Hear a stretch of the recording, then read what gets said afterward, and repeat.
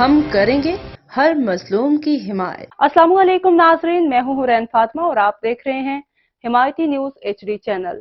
نظر ڈالتے ہیں آج کی اہم خبر پر۔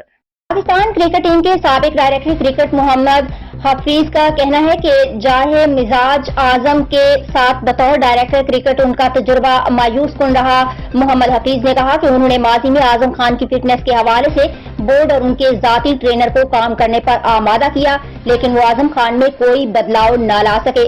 ICC T20 ورلڈ کپ کے دوران گفتگو کرتے ہوئے محمد حفیظ نے کہا کہ پوری ٹیم 2 کلومیٹر کا فاصلہ 10 منٹ میں طے کرے تو یہی کام کرنے کے لیے اعظم خان 20 منٹ لیں گے۔ PCB کے سابق ڈائریکٹر کرکٹر کا کہنا تھا کہ افسوس کے ساتھ کہنا پڑتا ہے کہ اعظم خان خود بین الاقوامی کرکٹ کے سنجیدہ سوچ کا مظاہرہ نہیں کر رہے۔ محمد حفیظ کا کہنا تھا کہ ان کے خیال میں اعظم خان بین الاقوامی کرکٹ کے لیے تیار ہی نہیں ہے۔ مزید خبروں اور اپڈیٹ سے باخبر رہنے کے لیے دیکھتے رہیں حمایتی نیوز HD چینل۔